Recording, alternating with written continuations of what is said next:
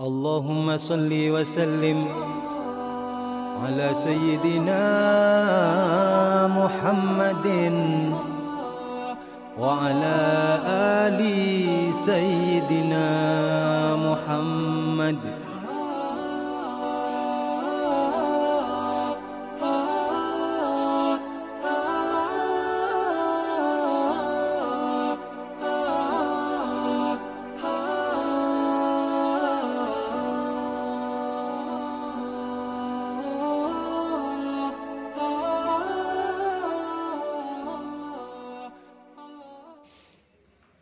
Bismillahirrahmanirrahim. Qala musannif wa sarihu rahimahullah ta'ala wa nafa'ana bi ulumihim fid dharaini amin. Rabbi israh li sadri wa yassir li amri wahlul 'uqdatam min lisani yafqahu qawli. Amma ba'du, faslun fi sholatil aidaini. Fasal menerangkan tentang salat Idul Fitri dan Idul Adha. Wa awalu sholatin wa awalu aidi sallahu Rasulullah sallallahu alaihi wasallam Aidul Fitri fi sanatis saniyah. Ketika ada orang bertanya, Rasulullah itu lebih dahulu mendahulukan salat Idul Fitri, pertama kali melaksanakan Idul Fitri apa Idul Adha?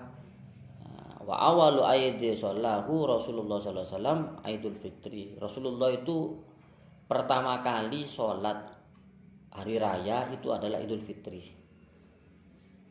fi sanatis saniyah, di tahun kedua. Jadi Rasulullah itu pertama kali sholat hari raya itu adalah sholat Idul Fitri, bukan Idul Adha.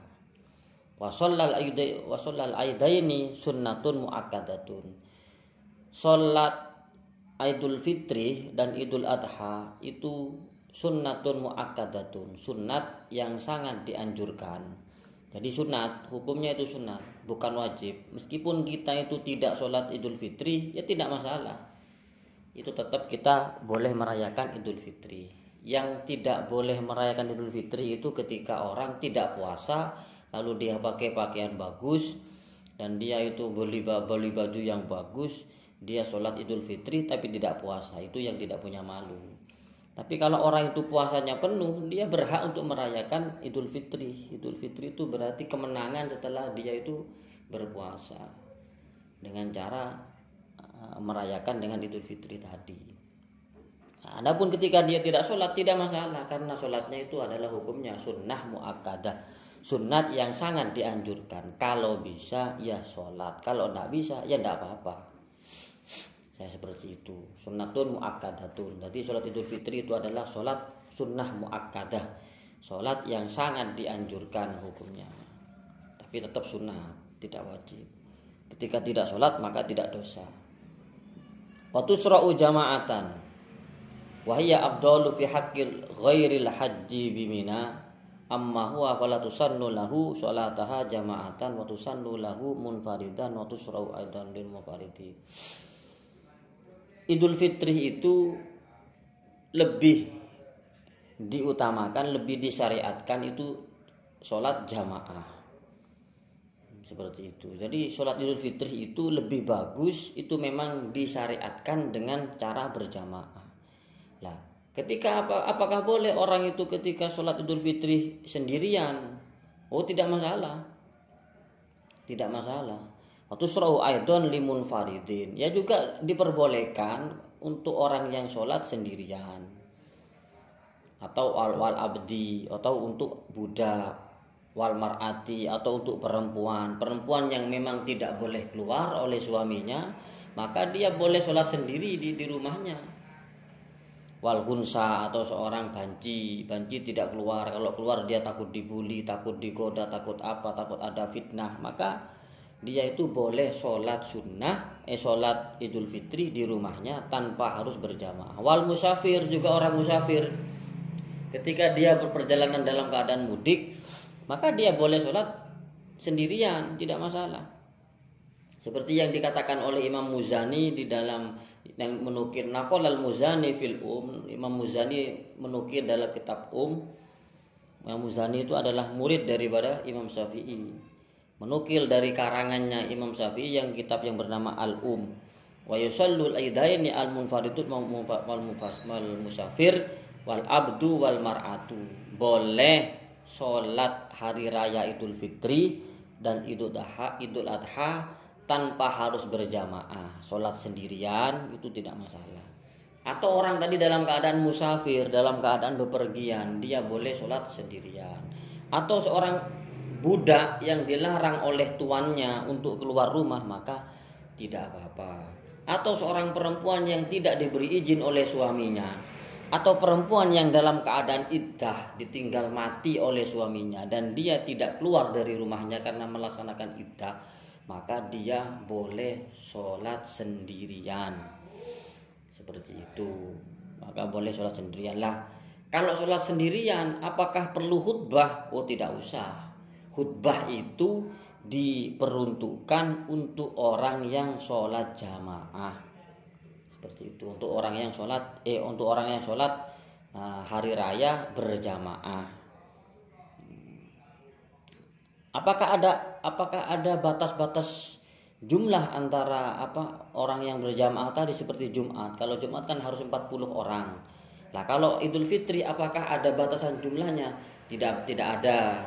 Sendirian dia boleh, berdua dia boleh, bertiga juga dia boleh. Inna sholatal aidaini tan akidu bi arba'atin li'annahu adadu ala aqallil jamaah. Boleh sholat Idul Fitri atau Idul Adha itu dilakukan oleh 4 orang. Boleh. Lah kalau dilakukan oleh 4 orang atau 3 orang ini sudah disebut jamaah. Jamaah itu berarti lebih dari 3 itu namanya jamaah. Kalau 2 itu belum jamaah. Kalau ada suami istri sholat berdua, sholat Idul Fitri, maka dia tidak usah khutbah. Tapi kalau lebih dari 3, 4 atau 5 di rumahnya dia sholat jamaah Idul Fitri, maka dia harus melaksanakan khutbah hari raya tadi. Wah, khutbahnya itu bagaimana? Khutbahnya itu gampang, yang penting dia khutbah. Karena rukunnya khutbah itu cuma 5. Yang pertama berdiri. Kalau dia bisa berdiri sudah berdiri. Yang kedua adalah takbir, Allahu Akbar, Allahu Akbar, Allahu Akbar. Jadi begitu toh. Yang ketiga adalah memuji kepada Allah. Alhamdulillah wassalatu wassalamu ala Rasulillah. Kemudian yang keempat adalah membaca ayat. Membaca ayat terserah dia hafalnya kulhu ya baca kulhu. Yang kelima adalah wasiat takwa kepada Allah, takut kepada Allah. Dia tidak usah pakai bahasa Arab, pakai bahasa Indonesia tidak apa-apa. Wahai para hadirin, mari kita bertakwa, tingkatkan takwa kepada Allah, tingkatkan takut kepada Allah. Sudah selesai, tidak apa-apa. Lah karena rukunnya cuma gitu. Rukunnya khutbah ya berdiri, baca takbir, ya baca alhamdulillah, sholawat, lalu membaca ayat Quran, terserah dia membaca Quran ayat apa. Lalu dia berwasiat takwa kepada Allah. Lalu dia duduk dia berdiri lagi mengulangi yang tadi. Ya berdiri, baca takbir, lalu alhamdulillah, sholawat, ayat Quran dan wasiat takwa lagi, sudah tidak apa-apa. Jadi boleh sholat itu dilakukan di rumah tidak masalah. Sendirian pun tidak masalah. Tidak sholat pun tidak masalah. Wa yusannu lahu lil munfaridin wa tusra'u aidan lil munfaridin ya. Jadi boleh itu dilakukan tanpa harus berjamaah. Wa waqtuha ma baina tulu'i syamsi wa zawaliha biyaumil aidi. Waktunya sholat Idul Fitri itu adalah ketika munculnya matahari sampai waktu zuhur. Itu waktunya diperbolehkan. Jam 10 tidak masalah, jam 11 tidak masalah. Yang penting dia belum masuk waktu zuhur. Seperti itu. Batas awalnya dimulainya startnya itu bagaimana? Ketika matahari sudah muncul, kira-kira itu 1 tombak. Ketika kita meletakkan tombak itu kira-kira matahari ada di atas tombak atau tangan kita di atas. Tangan kita di atas kan. Lalu kira-kira matahari ada di atas tangan kita. Itu boleh dimulai sekitar jam 6:30 atau jam 7 itulah. Pokoknya waktu hama baina tulu'i syamsi wa zawaliha yaumal aidi. waktunya itu adalah antara munculnya terbitnya matahari sampai waktu duhur. Nah, kalau sudah duhur tidak masalah, apa tidak boleh. Jadi kalau kita misal tadi malam itu begadang, lalu setelah sholat subuh tidur sampai bangun jam 9, dia sholat sendiri tidak apa-apa. Dia sholat Idul Fitri tidak apa-apa, sendirian tidak apa-apa. Tidak usah pakai khutbah kalau sendirian, biasa. Wahya rakaatani, sholat Idul Fitri itu jumlahnya ada dua rakaat. Idul Fitri, Idul Adha itu sama, 2 rakaat.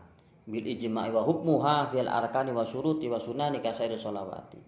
Ya, hukumnya itu sama dengan sholat-sholat yang lain, baca Allahu Akbar, takbir, ruku, sujud, tahiyat dan lain sebagainya. Sama seperti sholat yang lain. Yuharrimu biha biniyati sholat Idul Fitri. Ketika dia wal adha, ketika dia sholat Idul Fitri, maka niatnya sholat Idul Fitri, cuma beda di niat saja. Tapi kalau takbirnya, rukuknya, sujudnya sama, bacaannya sama, cuma beda di niat. Kalau niatnya usolli sunnata li Idul Fitri rakaataini adaan makmuman, kalau jadi makmum lillahi ta'ala. Niat sholat Idul Fitri 2 rakaat makmuman lillahi ta'ala. Itu kalau enggak pakai bahasa Arab enggak apa-apa. Sudah takbir. Wa aqalluha ma baina wa akmaluha yukabbiru fi rakaataini al-ula sab'an. Ketika di rakaat yang pertama, dia itu membaca takbir 7 kali.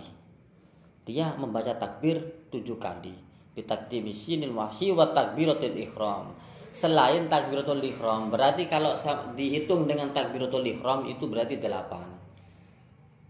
Allahu Akbar, itu takbiratul ihram. Allahu sholli fardhu Idul Fitri rakaataini imaman lillahi ta'ala akbar.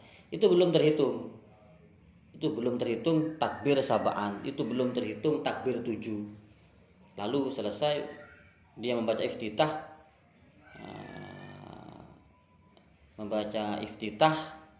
setelah membaca iftitah takbir lagi Allahu Akbar, itu baru dihitung yang kedua sampai yang ketujuh. Itu. Setelah takbiratul ihram Allahu Akbar, kita membaca doa iftitah, inna sholati wa nusuki wa mahyaya wa mamati lillahi rabbil alamin, sampai akhir itu selesai, baru kita takbir lagi. Takbir ini yang dihitung mulai pertama. Jadi setelah takbiratul ihram Allahu Akbar, baca iftitah, setelah selesai iftitah kita takbir lagi lah. Takbir ini dihitung yang pertama. Nah, seperti itu kira-kira. Adapun yukabbiru fil adaini fil ula sab'an qabla qiraatin bisaniyati, yaitu takbirnya itu sebelum kita membaca Fatihah. Allahu Akbar, itu membaca doa iftitah. Setelah iftitah selesai, takbir lagi Allahu Akbar. Nah, itu subhanallah walhamdulillah wala ilaha illallah wallahu akbar. Allahu Akbar 2. Subhanallah walhamdulillah wala ilaha illallah wallahu akbar. Allahu Akbar. Subhanallah walhamdulillah wala ilaha illallah wallahu akbar. Allahu Akbar sampai 7 kali. Selesai 7 kali baru kita baca Fatihah. Tapi kalau kita jamaah yang menunggu imam setelah waladhdallin amin, baru kita membaca Fatihah. Seperti itu. Lalu rakaat yang kedua, kalau rakaat wa fir rakaati tsaniyah ba'da takbiratil qiyami khamsan siwa takbiratil qiyam. Setelah kita sujud selesai duduk, kita berdiri lagi Allahu Akbar. Kan begitu kan? Allahu Akbar setelah berdiri Allahu Akbar. Nah, Allahu Akbarnya tadi itu belum dihitung. Karena itu Allahu Akbar takbirnya itu adalah takbir qiyam, takbir yang dia dari takbir karena dia berdiri dari sujud. Nah, itu belum dihitung Allahu Akbar. Lalu Allahu Akbar, subhanallah walhamdulillah wala ilaha illallah wallahu akbar. Allahu Akbar, subhanallah walhamdulillah wala ilaha illallah wallahu akbar sampai 5 kali. Nah, sampai 5 kali itu baru kita membaca Fatihah. Dan disunahkan summa yata'awwadhu ba'da takbiratul akhirah. Kita disunahkan untuk membaca a'udzubillahi minasyaitonirrajim. Allah subhanallah alhamdulillah wa la ilaha illallah Allahu akbar. A'udzubillahi minasyaitonirrajim. Bismillahirrahmanirrahim. Seperti itu. Tidak usah baca audu, tidak masalah. Baca Fatihah, baca bismillah langsung Fatihah tidak apa-apa. Nah, seperti itu kira-kira.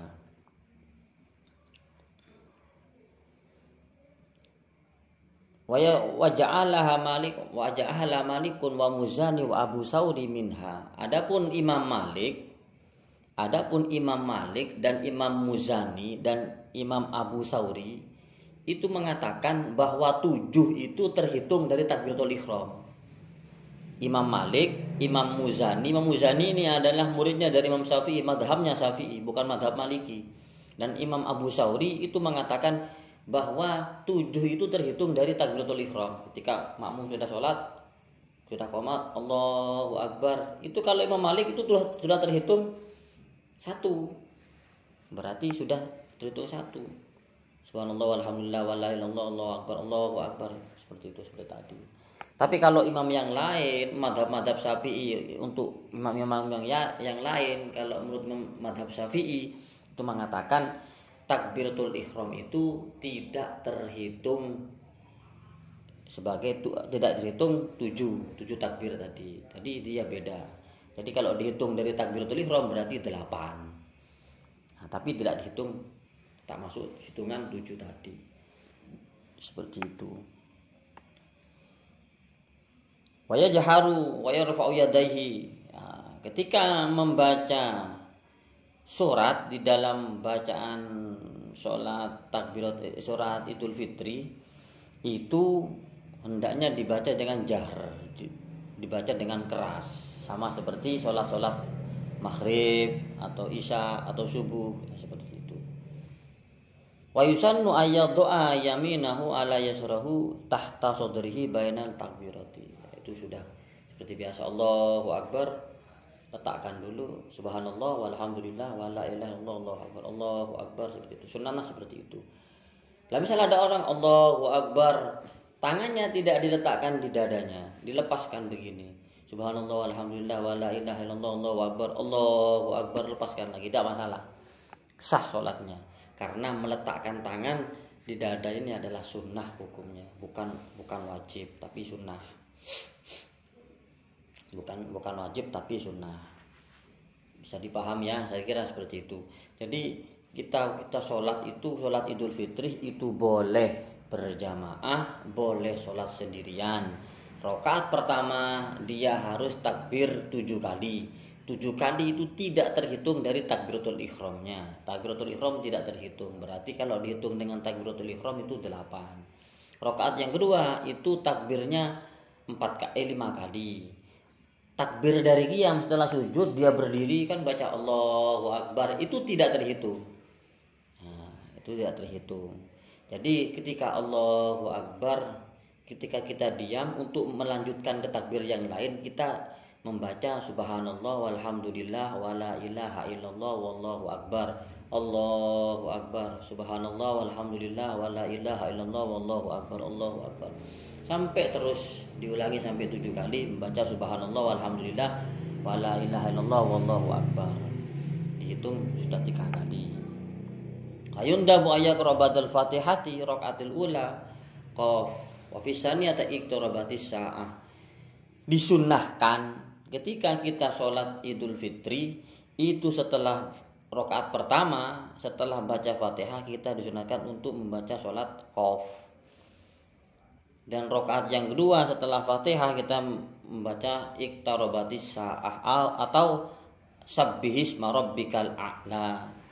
Itu pada rakaat yang pertama. Wal ghasyiyah, dan surat wal ghasyiyah itu di rakaat yang kedua. Tapi itu kan sunnah. Kalau kita tidak hafal ya sendirian ya baca kulhu tidak apa-apa. Yang penting sholat. Yang tidak boleh itu yang tidak sholat. Nah sekarang kita bingung bagaimana ketika ada makmum ketinggalan. Dia ketinggalan takbirnya imam, lalu dia sholat Allahu Akbar. Setelah imam itu selesai, imam baca Fatihah, makmum yang ketinggalan tadi bingung, saya ini dapat berapa takbirnya? Saya ini dapat 3 apa 4? Kalau kalau ada makmum yang bingung jumlah takbirnya 3 atau 4, maka diambil yang lebih sedikit. Berarti yang 3. Kalau dia bingungnya antara 4 dan 5, berarti yang 4 yang dihitung. Kalau dia bingungnya antara 6 dan 5, ya berarti yang 5. Jadi ragunya itu di angka berapa? Angka yang terkecil itulah yang diambil. Itu ketika kita ketika kita ragu akan jumlah takbirnya itu berapa. Saya kira seperti itu saja penjelasan tentang sholat Idul Fitri. Nah, itu disunahkan lagi ketika kita pergi ke tempat sholat. Misal kita itu pergi ke tempat sholat itu dari masjid dari arah utara, berangkat dari arah utara. Itu disunahkan ketika kita pulang lewat arah selatan. Nah, jadi jangan lewat ke tempat yang lain. Tapi kalau memang tidak bisa maunya tetap, ya tidak apa-apa. Itu kan sunnah. Kita itu tidak usah mempermasalahkan perkara yang sunnah. Perkara sunnah tetap sunnah. Jangan memaksakan sunnah itu menjadi wajib. Nah, jangan menjadikan perkara yang wajib menjadi sunnah yang diremehkan.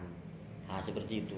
Sholat taraweh itu tetap taraweh itu sunnah. Jangan mengatakan jangan jangan dijadikan sunnah tadi itu perkara yang wajib. Yang wajib itu adalah puasa. Jangan jadikan puasa ini perkara yang remeh yang seolah-olah derajatnya sama dengan perkara sunnah. Dia tidak puasa tapi sholat tarawih itu kan aneh. Nah, seperti itu yang saya harapkan seperti itu. Yang wajib tetap wajib, yang sunnah tetap sunnah. Yang sunnah kita kerjakan bagus, tidak dikerjakan ya tidak masalah. Nah, seperti itu. Tidak sholat Idul Fitri tidak masalah. Yang penting puasa. Bukan terhitung Idul Fitrinya, tapi puasanya. Nah, seperti itu. Yang wajib tetap wajib, yang sunnah tetap sunnah. Jangan memaksakan yang perkara yang sunnah itu dijadikan perkara wajib, yang perkara wajib seolah-olah itu seperti perkara sunnah. Kita tetap harus bisa membedakan. Nah, sekarang kan sering orang itu salah paham antara begini. Katanya kalau hari raya itu jatuh pada hari Jumat, itu tidak wajib Jumatan. Nah, itu salah paham.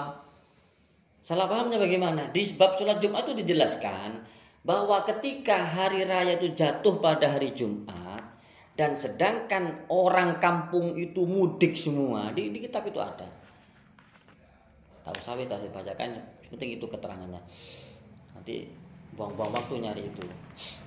Ketika ada satu kampung, ketika Jumatan itu hari raya jatuh pada hari Jumat, lalu satu kampung itu pergi mudik semua, keluar semua, maka tidak wajib Jumatan. Loh, yang tidak wajib Jumatan itu siapa? Kampung itu.